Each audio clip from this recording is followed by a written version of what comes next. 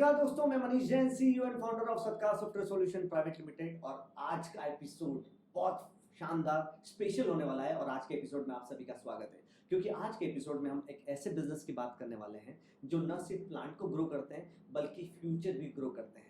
आज हमारे बीच में है पानसरे नर्सरी के ओनर श्री बालकृष्ण पानसरे, जिन्होंने अपने लेगेसी 3 जनरेशन के बिजनेस को ना सिर्फ आगे बढ़ाया है बल्कि उसको मॉडर्न टेक्नोलॉजी के साथ जोड़ करके उसको एनवायरमेंटल रिस्पॉन्सिबिलिटी के साथ अपने बिजनेस को एक नेक्स्ट लेवल पर भी लेके गए हैं। जहां इस दौड़ती भारतीय डेवलपमेंट की दुनिया में जहां एनवायरमेंट को हमेशा इग्नोर किया जाता है, वहीं पे कुछ लोगों ने, पानसरे सर जैसे लोगों ने अपने बिजनेस को एनवायरमेंटल रिस्पॉन्सिबिलिटी के साथ और मॉडर्न टेक्नोलॉजी दोनों को पैरेलली आगे बढ़ाया है। अपने 30 एकड़ के नर्सरी इकोसिस्टम के साथ बहुत सारे सीएसआर प्रोजेक्ट्स और कई सारे ट्री ट्रांसप्लांटेशन सर्विसेज के साथ उनका एक ही मिशन है कि आने वाली जनरेशन को, फ्यूचर जनरेशन को क्लीन और फ्रेश एयर देने का। तो हम स्वागत करते हैं हमारे आज के गेस्ट श्री बालकृष्ण पानसरे जी को। तो बालकृष्ण पानसरे जी, आपका बहुत बहुत स्वागत है। और मेरा पहला क्वेश्चन आपसे यही रहेगा, क्योंकि जिस तरह से हम जानते हैं कि आप, सबसे पहले तो आप बताइए कि आप कैसे हैं और अभी आपके पानसरे नर्सरी में क्या मेजर प्रोजेक्ट चल रहे हैं। जी बहुत मजे में हूँ। और मनीष भाई, अभी एक बहुत इंटरेस्टिंग प्रोजेक्ट चल रहा है हमारा। पुणे में मारीगोल्ड करके एक बैंक्वेट हॉल है, तो वहाँ पे रिसोर्ट इन फॉरेस्ट ऐसा एक प्रोजेक्ट बन रहा है कि जिसके लिए अपने फार्म से मिनिमम 10 साल से लेके मैक्सिमम 30 to 40 इयर्स के प्लांट्स वहाँ आ रहे हैं। ओके। हाइट वाइज पूछो तो 25 फीट से लेके 50 से 60 फीट का एक पेड़, ऐसा 60 फीट इतना? हाँ, रेडीमेड ट्री ऐसे ट्री। जी जी जी जी ओके। हाँ, ऐसे प्लांट्स अपने यहाँ से वहाँ पे आ रहे हैं। ओके। तो वो बढ़िया सा हो रहा है। मतलब पुणे के हार्ट ऑफ द सिटी में जंगल बन जाएगा प्लांट्स आके, और कितने टाइम में, ऑलरेडी 1.5 मंथ में वो बन भी चुका है। Okay, great.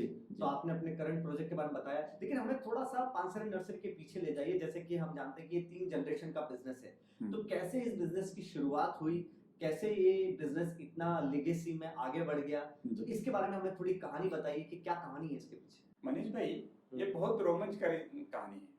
आपको बताऊं, हम 3 जनरेशन से इस फील्ड में काम कर रहे हैं। तो मेरे दादाजी जो लैंडलेस हो चुके थे उजनी डैम बनते बनते, तो वो लैंडलेस होने के कारण मतलब डे टू डे गुजारिश करने के लिए वो श्रीरामपुर करके जो तालुका है, वहाँ गन्ने का खेती बहुत होता था, उसका गुड़ बनता था।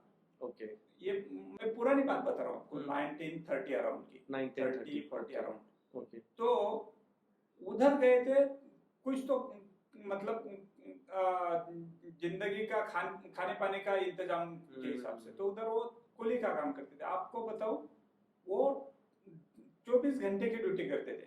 आप सोचो, 24 घंटे की ड्यूटी। आपके दिमाग में सवाल उठा होगा कैसे करते, आपको मैं एक्सप्लेन करता हूँ 24 घंटे कैसे करते थे। एक तो उधर में वो कुली का काम करते थे, जो मतलब 10 से 5, 10 से 6 जो भी होता था। उसके बाद में वो जो गुड़ का ये होता है ना, बेल होता है, तो उसको पैकिंग करने का काम करते थे शाम में। ओके। और फिर खाना खाने के बाद वॉचमैन करके उधर ही सो जाते थे। ओके। तो रात को ऐसे वॉचमैन करके तो वो, हाँ, मतलब वो सोते थे तो भी उनका ड्यूटी चालू रहता था। तो इस ढंग से काम करते करते उन्होंने 1946-47 तक, आजादी के लगभग उन्होंने 1300 रुपए बचा, 1300 रुपए। ओके। और उसमें से 1200 रुपए की 13 एकड़ खेती ले ली। ओके, 1200 रुपए में 13 एकड़ खेती ले ली। 1947 लगभग आजादी के नहीं, 47 में। ओके। मतलब 47 में ही उन्होंने 1200 रुपए की 13 एकड़ खेती ले ली। 100 रुपए ऊपर से बचाए कि बाकी जो उनका एक्स्ट्रा का खर्चा है वो कर सके। और ऐसा करके वो वापिस लैंड लेस से लैंड होल्डर बन गए। और भगवान की कृपा है कि उस टाइम अभी का लॉ नहीं था। हाँ। अभी लैंडलेस आदमी लैंड ले नहीं सकता। तो वो खेती में घुस गए। उसके पीछे उनका बाकी स्ट्रेटेजिक प्लान भी था कि एक तो उन्हें चाहते थे कि उनका बेटा भी उनकी तरह मतलब मजदूरी और इन हालातों में रहे। तो उस टाइम उनके सामने एक ही ऑप्शन था, खेती, कि जिसमें वो कुछ सस्टेनेबल करे। मैं हमेशा मानता रहा हूँ कि ये भगवान की देन है कि हमारे मतलब जनरेशन टू जनरेशन भगवान ने हम पे दुआ करी है। वो टाइम वो कुली का ही काम कर रहे थे, लेकिन उनमें एक सोच थी कि मेरा बेटा इन चीजों में अटक ना पड़े, उसको सस्टेनेबल फार्मिंग मिले। तो उन्होंने खेती ली। ये टाइम मतलब 47 में तो उन्होंने खेती ले ली, लेकिन उसका जो आगे का मतलब प्रॉपर एग्रीकल्चर में उनको इन्वॉल्व होना ये करीबन 1955 से अराउंड चालू हो गया। तो करते करते खेती तो ले ली, लेकिन खेती का जो बाकी कुछ करना है उसके लिए मतलब उत्तर आयु में थोड़ा सा चैलेंजिंग होता है, लेकिन उन चीजों को फेस करते करते खेती कर रहे थे। टाइम आ गया 1966 अराउंड का। कि जब मेरे पिताजी 5वीं कक्षा में पढ़ रहे थे और इतना क्रिटिकल सिचुएशन बनाना कि मेरे पिताजी को 2 ऑप्शन उनके सामने रखे नहीं गए, वो मतलब कुदरत ने उनके सामने रखे। एक तो आप स्कूल जाओ तो आपको खाना नहीं मिलेगा, क्योंकि स्कूल में अभी जैसे मिलता है ना बच्चों को सुबह भात वगैरह ऐसा कुछ सुविधा नहीं थी।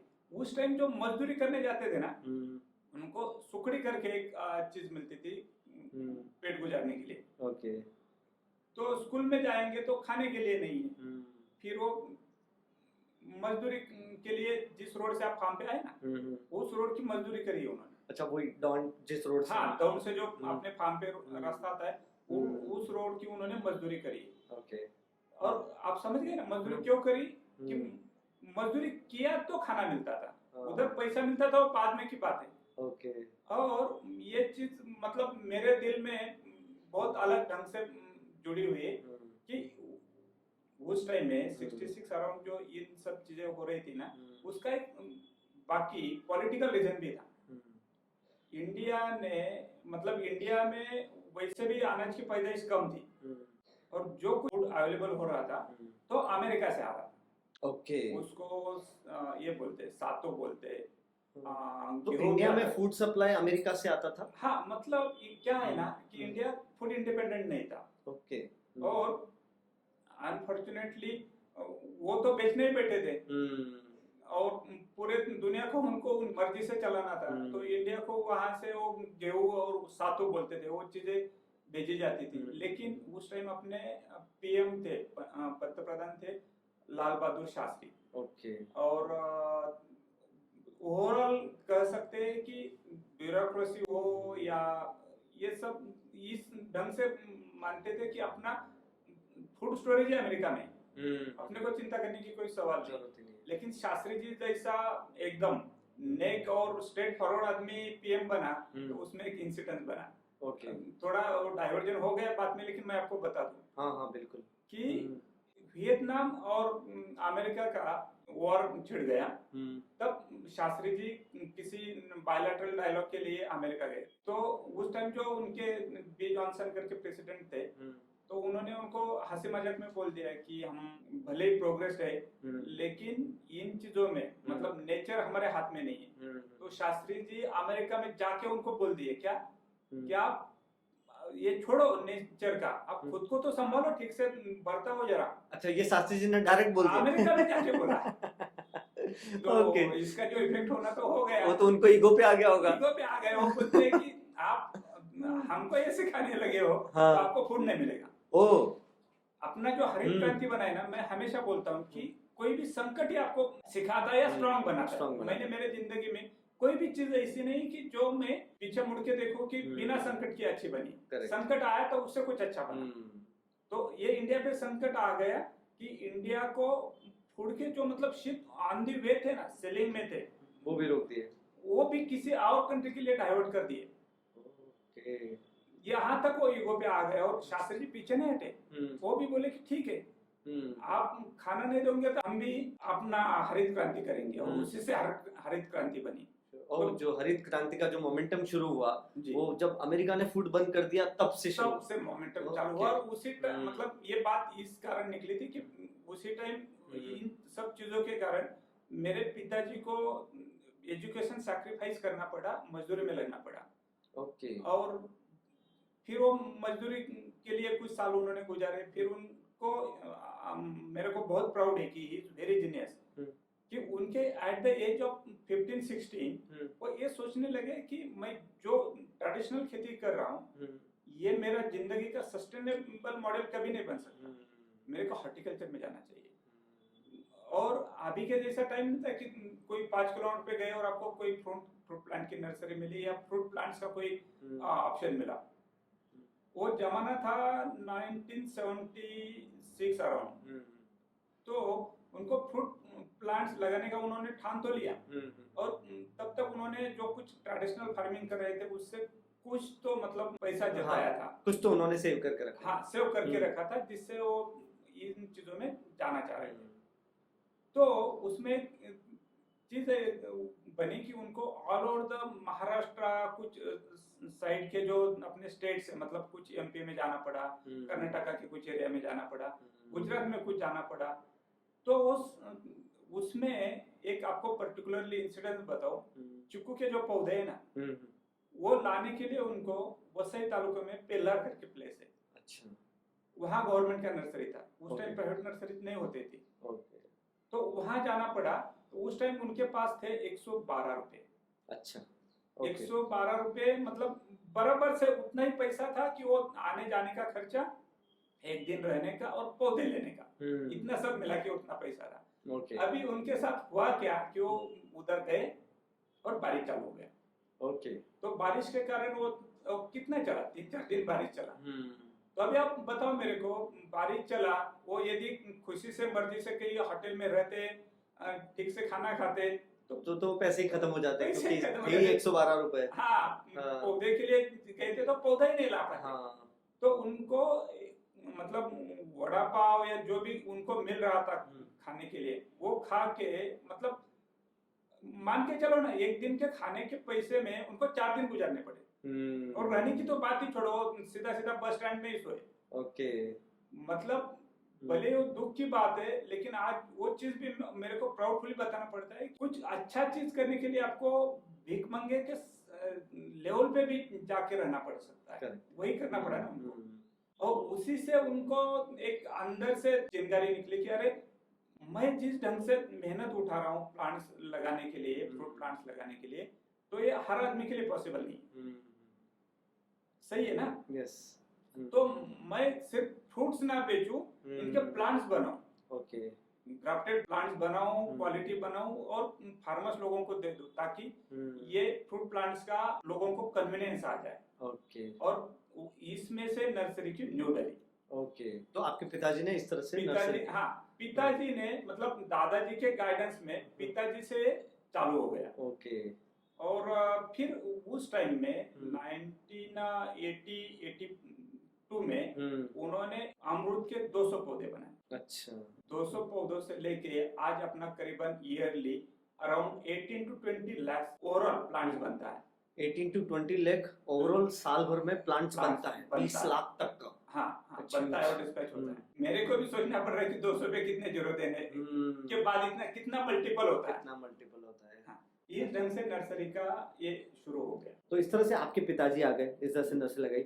आपका एंट्री कैसे हुआ? आपको कब लगा कि यार मुझे भी ये लेगेसी को, ये दादाजी और पिताजी का जो बिजनेस है इसको आगे बढ़ाना चाहिए? आपके दिमाग में कब ये ख्याल आया और आप कैसे आए? एक्चुअली मेरे को बचपन से ही इस फील्ड में लगाव है। जो बोलते हैं ना कि अंदर से एक पैशन है कि मेरे को एग्रीकल्चर से जुड़े रहने का। मतलब आपको बताऊं, आज तो अपन मतलब बच्चा क्लास में जाता है, पढ़ता है, ये होता है। मेरे टाइम में वो नहीं होता था। दूसरी कक्षा से पिताजी माताजी के किसी न किसी हेल्प में जुड़ जाता था। मतलब माताजी लेबर का मैनेजमेंट देख रही है तो उनके पीछे में उनके लिए पानी लेके जाएगा। पिताजी कुछ मतलब प्लांट्स लोड कर रहे हैं तो उनकी गिनती करवाएगा। तो ये मैं कब का बता रहा हूँ, दूसरी मतलब कितना साल सेकंड क्लास, बहुत छोटे, 5-6 साल के रहेगा। Yes yes. तो वहां से जो जर्नी चालू हुई तो ये यहाँ तक चली कि मतलब पिताजी भी कहते थे कि अच्छी बात है, आप मतलब जब मैं आगे करियर की बात आई ना तो आप आ जाओ फार्मिंग में। लेकिन कुदरत ने कुछ अलग ही सोचा था।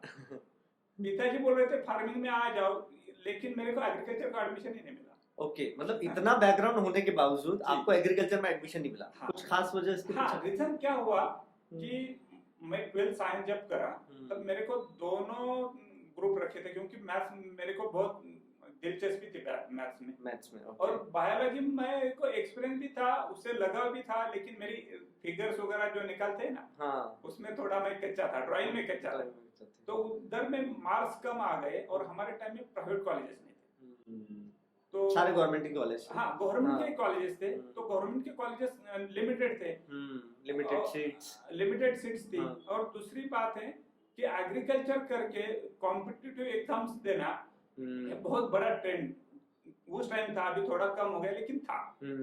तो एग्रीकल्चर का मेरिट ये जो मेडिकल एमबीबीएस वगैरह है ना, उसके लेवल में जाता था। ओके। हाँ, तो मेरे को नहीं मिला एडमिशन, अभी मेरे पास दो ही चीजें बची। तो उस समय एग्रीकल्चर का फील्ड डिमांड में था?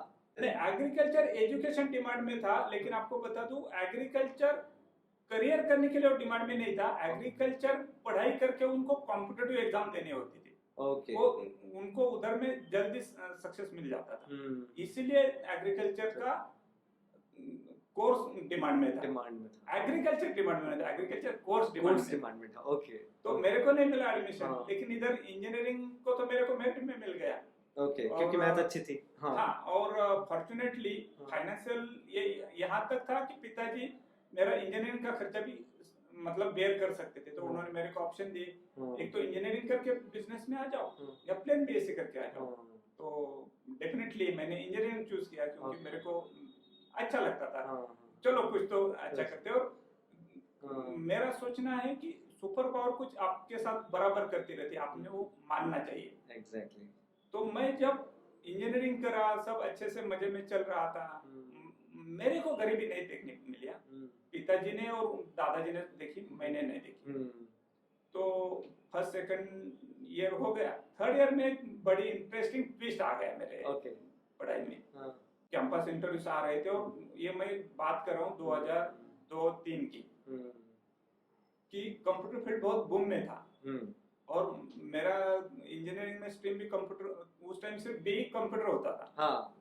हाँ, ओके। तो मैं कंप्यूटर इंजीनियरिंग कर रहा था, कैंपस इंटरव्यू आए तो दोस्तों के साथ मैंने भी दे दी, और हो गया सिलेक्शन। ओके। सिलेक्शन होने पे मैंने तो घर पे खुशी से बता दिया, लेकिन उधर ही न्यू दिल्ली की मेरे लिए परेशानी बन गई।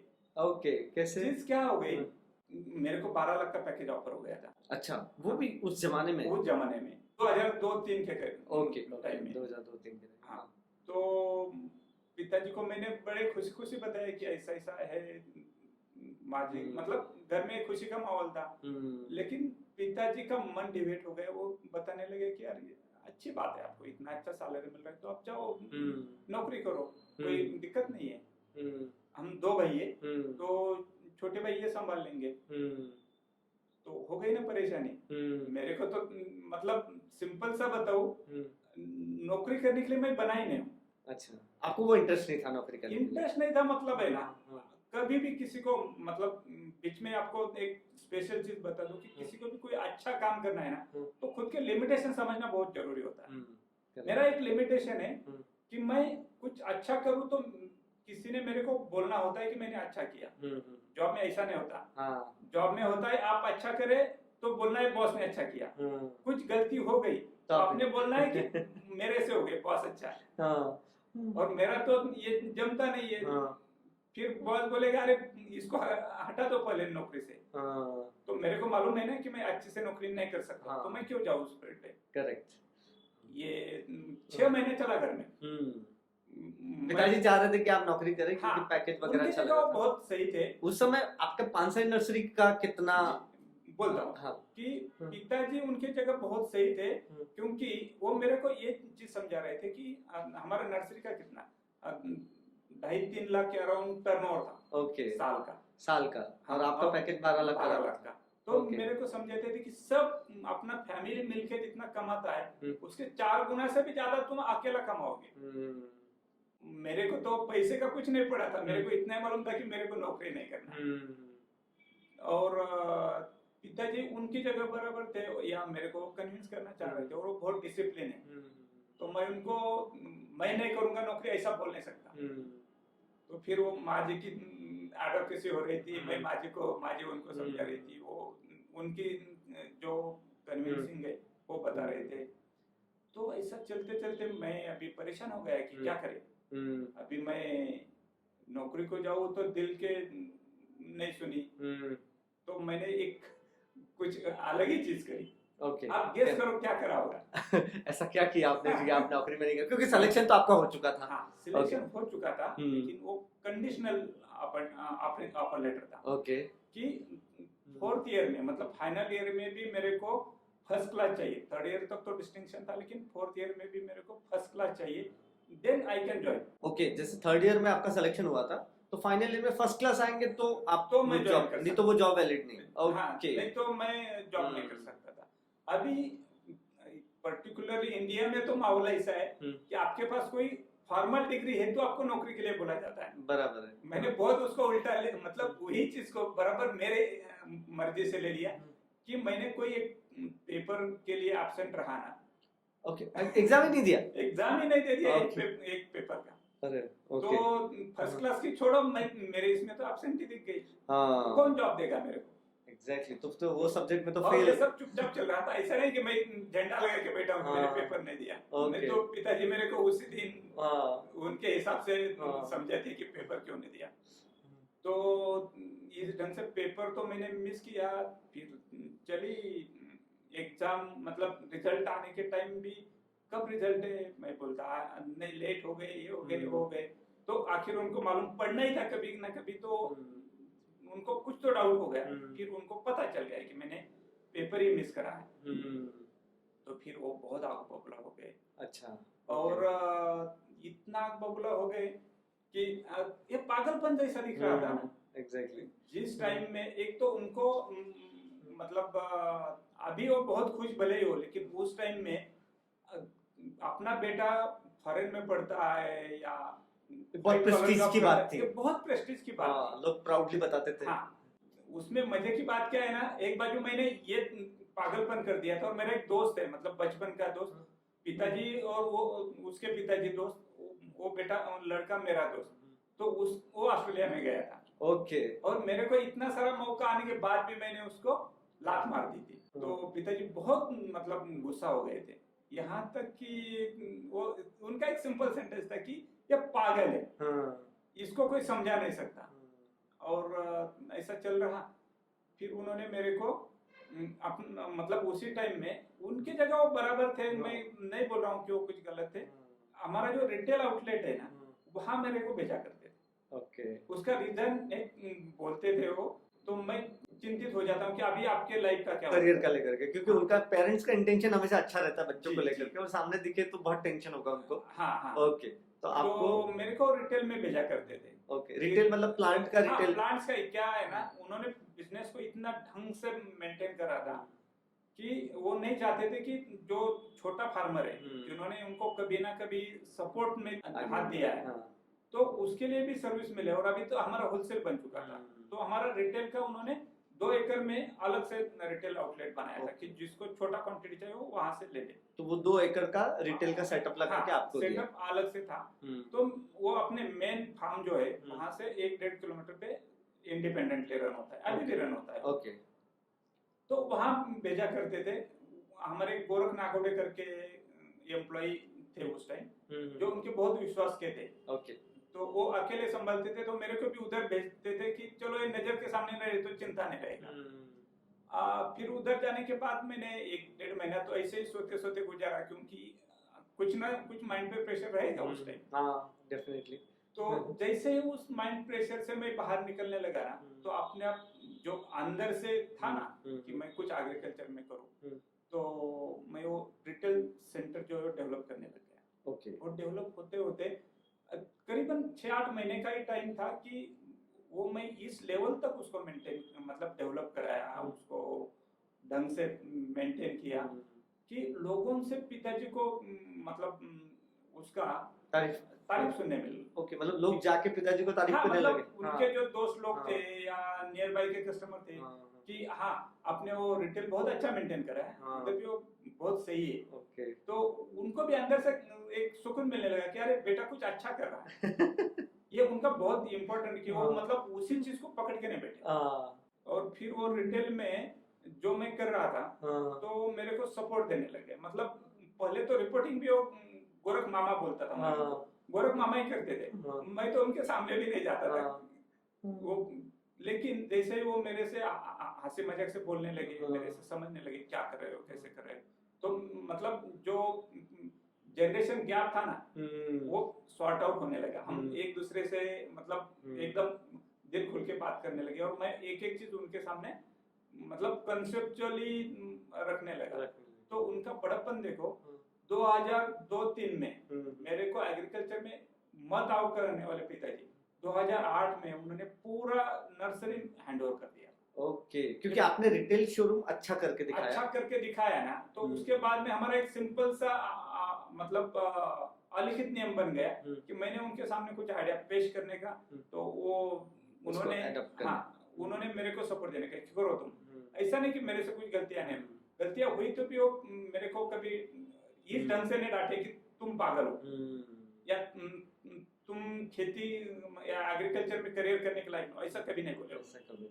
और फिर इस ढंग से करते करते आप समझ लो कि मैं जहाँ तकलीफ थी वहां से लेके शुरू होते होते आज अपना वर्ल्ड वाइड बिजनेस बन गया।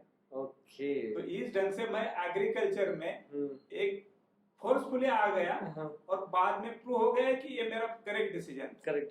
अब इसी क्वेश्चन से कनेक्टेड मैं आपसे एक सवाल पूछना चाहूंगा कि जैसे दादाजी से पिताजी, पिताजी से आप इस बिजनेस के अंदर आए, तो ये लेगेसी आपके फ्यूचर जनरेशन तक कैसे जा रही है? मतलब आपके आने वाले आपके जो बच्चे हैं वो इस बिजनेस के बारे में क्या सोचते हैं और उनका क्या प्लान है? क्या वो इस फील्ड में आना चाहते हैं? सही मनीष भाई, हम बहुत खुश किस्मत है कि अभी 4th जनरेशन है ना मेरे बेटे।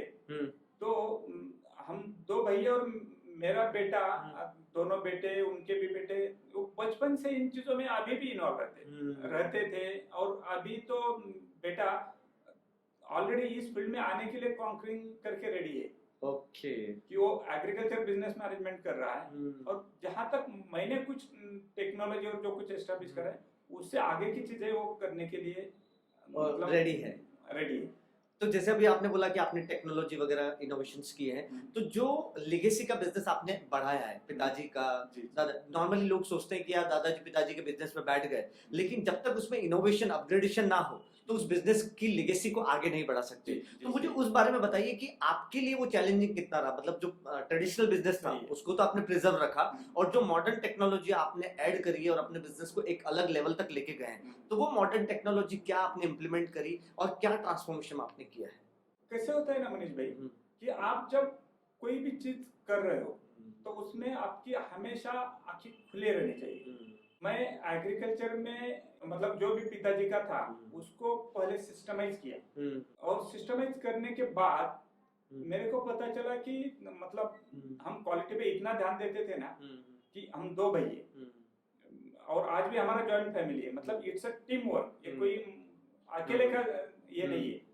बहुत बार लोग मेरे को बोलते हैं कि यार तुमने बहुत अच्छा किया, तो मेरे को अंदर में चुभता है, मैं तुरंत उसको बोलता है नहीं नहीं नहीं, मैंने अकेले नहीं किया, पूरे फैमिली ने किया।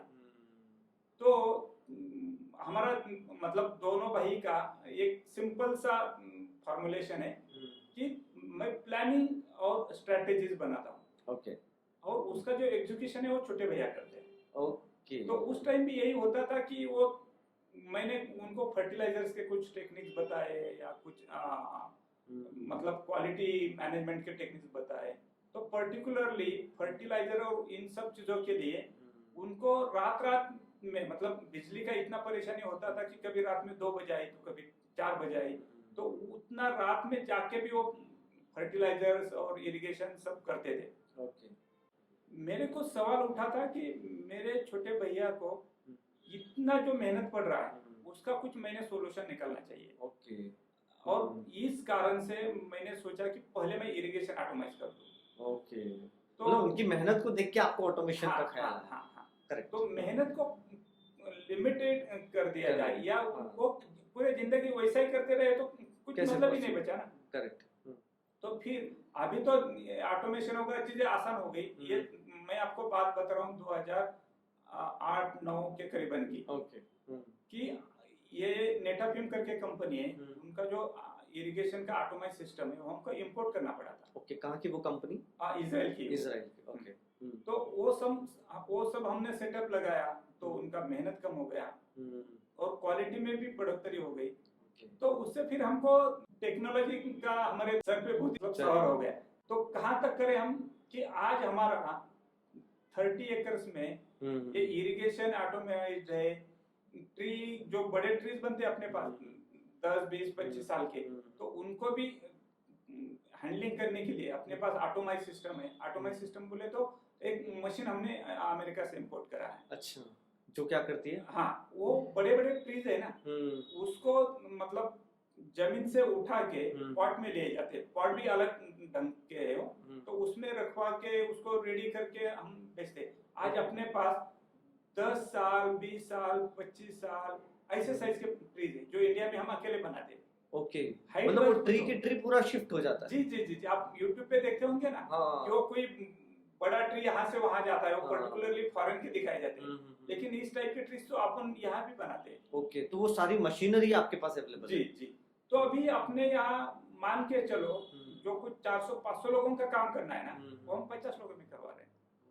और क्वालिटी बोलो तो बहुत, जहाँ भी quality। टेक्नोलॉजी यूज होती है ना, वहाँ क्वालिटी मेंटेन ही होती है। करेक्ट है, बिकॉज वो एक सिस्टमाइज हो गई। सिस्टमाइज हो जाता है। तो इस ढंग से हम क्वालिटी, क्वांटिटी, इन सब चीजों पे ध्यान देते गए। और ये मतलब आप तो जानते हैं कि अभी हमारा 26 कंट्री में बिजनेस चलता है। तो ये जहां से शुरू हुई वहां से फैलते फैलते वो 26 कंट्री तक गई। ओके, और बिना ऑटोमेशन के 26 घंटे तक पहुंचना नामुमकिन था। इम्पॉसिबल, बिल्कुल, जस्ट इम्पॉसिबल। क्योंकि जस्ट ऑटोमेशन आया तो काम फटाफट हुआ, प्रोडक्टिविटी बढ़ गई, क्वालिटी मेंटेन कर पाए, तो कितना आसान हो गया। इतना इसमें आपको ये भी ऐड कर दूं कि ये यहाँ तक भी नहीं रुका है। अभी जैसे बोल रहा हूँ मैं, 4th जनरेशन हमारा इसमें ऑलरेडी इन्वॉल्व होने लगा है। तो इसके आगे भी टेक्नोलॉजीज है जो कि अभी मेरे बेटे उसको वर्कआउट कर रहे हैं कि इसको कैसे लाए, उसको कैसे लाए। ये जो लेगेसी है ना, वो अभी कैरी ऑन हो रहा है। कैरी ऑन हो रहा है, ये ज्यादा खुशी की बात है। ये बहुत खुशी की बात है, क्योंकि जब तक नई जनरेशन आए वो अपने आइडियाज, अपनी क्रिएटिविटी अगर वो ना लेके आए और उस बिजनेस को और अपग्रेड ना करे, तो उस बिजनेस में रहने का कोई मतलब नहीं है। करेक्ट है, बहुत अच्छी आपने बात बताई। और जितने भी लोग हमारे व्यूअर्स देख रहे हैं, वो उनको एक बात पता चल रही है कि यार पिताजी के बिजनेस में बैठना है तो कुछ इनोवेशन के साथ जाना है, क्योंकि वो अपना ट्रेडिशन चलाते आ रहे हैं। हम उसमें कुछ अपना ऑटोमेशन या मशीनरी या कुछ तो भी एक इनोवेटिव क्रिएटिव आइडियाज हम लेके आएंगे, जिससे वो बिजनेस और भी आगे लेवल पे जाएगा। और इसी चीज में मैं मतलब सिर्फ मेरा एग्जांपल है, मेरा साथ साथ आप कोई भी हिस्ट्री चेक करें ना, तो जो इस ढंग से मतलब जनरेशन टू जनरेशन जो चीजें चली, वही कुछ अच्छी बनी है। वही कुछ अच्छी बनी, यस। मतलब इसमें आप कोई भी एग्जांपल ले लो, जो बड़ी इंडस्ट्रीज बनी है, जो जिसमें लेगेसी इन्वॉल्व है, वहीं पे कुछ अच्छा काम हो रहा है। वहीं पे कुछ अच्छा काम, हमारा बड़ा काम हो रहा है।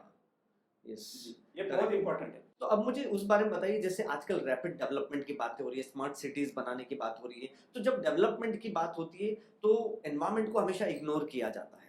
तो जब सड़कें बन रही है तो पेड़ काट दिए जाते हैं। तो जैसे अभी ट्री ट्रांसप्लांटेशन के बारे में आपने बात बताई, तो ट्री ट्रांसप्लांटेशन और CSR प्रोजेक्ट के थ्रू आप कैसे एनवायरनमेंट रिस्पॉन्सिबिलिटी को भी बैलेंस करते हैं अपने डेवलपमेंट के साथ में, वो मुझे बताइए। मनीष भाई, मेरे को बचपन से संस्कार भी बहुत अच्छे मिले।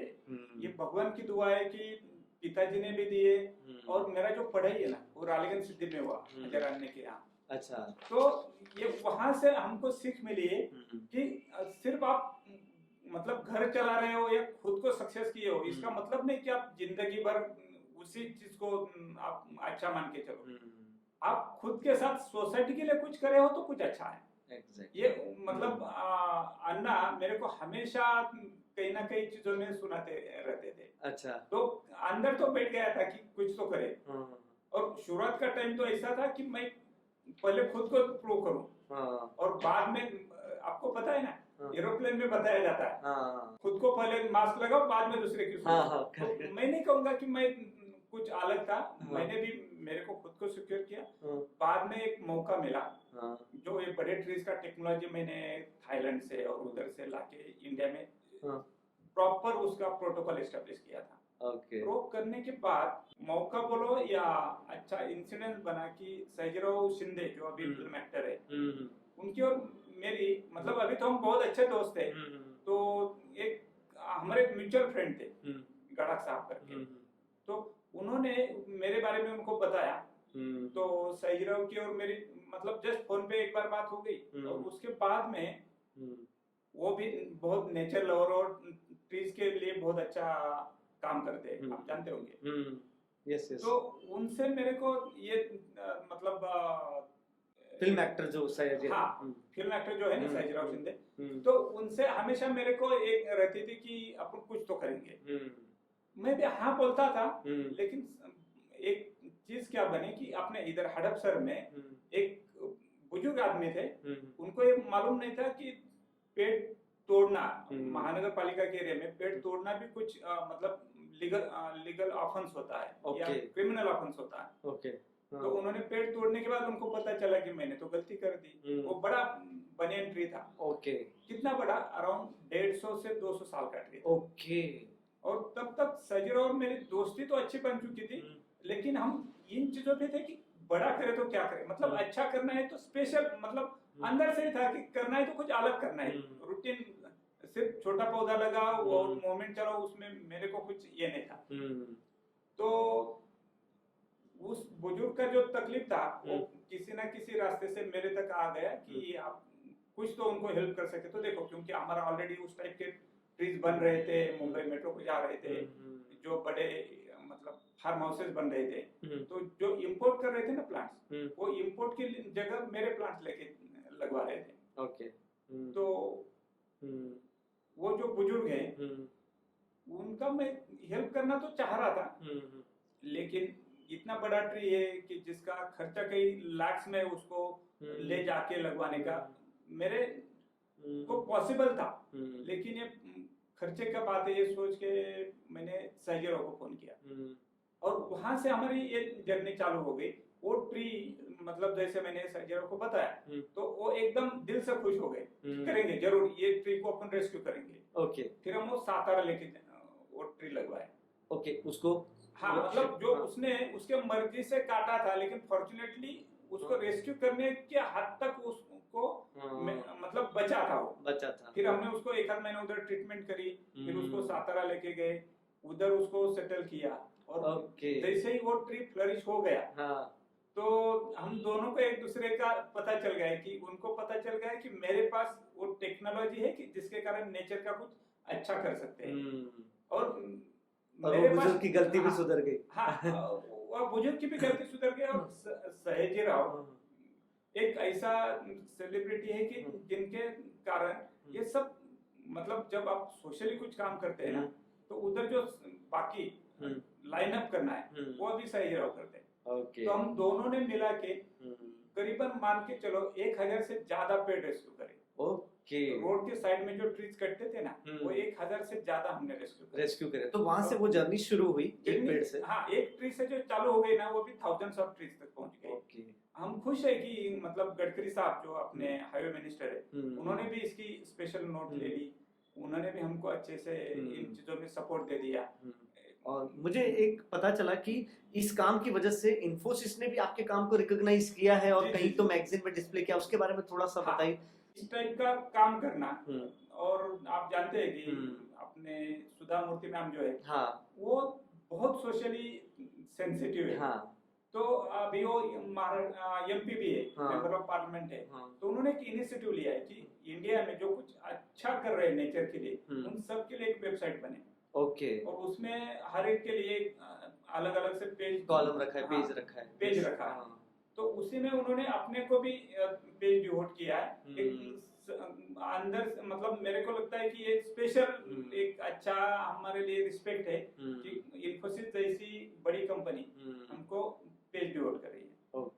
तो उसमें ये पूरे इंडिया में जो कुछ अलग अलग नेचर के लिए अच्छे काम कर रहे हैं ना, उन सब के लिए इंफॉर्मेशन है, उन्होंने क्या किया, कैसे किया।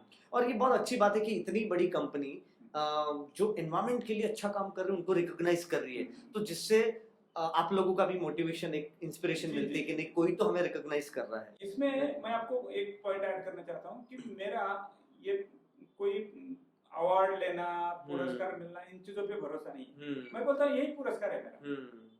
कई बार मेरे को मतलब अभी सामने से प्रपोजल आते हैं कि स्पेशली गवर्नमेंट से हाँ कि आप इस पुरस्कार के लिए प्रपोजल दे दो, हाँ तो मैं नहीं देता हूँ। मेरा सिंपल सा कहना है कि मैं किसी पुरस्कार के लिए प्रपोजल दे दूं, इसका मतलब है कि मैं काम कर रही हूँ। काम करेंगे। yes. पुरस्कार ऐसा आना चाहिए कि आप कुछ नहीं, सामने वाला बोलता है कि आपको मतलब ये जैसे मैंने कुछ नहीं मांगा है। इन्फोसिस सामने से अप्रोच करती है कि आपको हमारे वेबसाइट में स्पेस देना है, तो ये सबसे बड़ा रिस्पेक्ट मैं मानता हूँ। तो ग्रेट, आपने बहुत अच्छी इन्फॉर्मेशन दी है। अब जाते जाते मुझे सिर्फ ये बता दो कि जो फ्यूचर जनरेशन है उनको, जैसे आपने लेगेसी के बिजनेस को आगे बढ़ाया है, तो फ्यूचर जनरेशन को आप क्या मैसेज देना चाहेंगे अगर वो लेगेसी का बिजनेस करना चाहें या बिजनेस के लिए आपकी क्या उनके लिए राय रहेगी? अपने फील्ड में कोई भी फील्ड हो, जरूरी नहीं कि एग्रीकल्चर ही हो, आपका यदि पिताजी बिजनेस में है तो आपका फर्स्ट फर्ज बनता है उस बंदे का कि वो पिताजी के बिजनेस को ध्यान से और ढंग से चलाए। तो वो उसको मतलब प्लेन के इसमें बताऊं तो उसको टेक ऑफ करने के लिए ये सबसे अच्छा मौका होता है।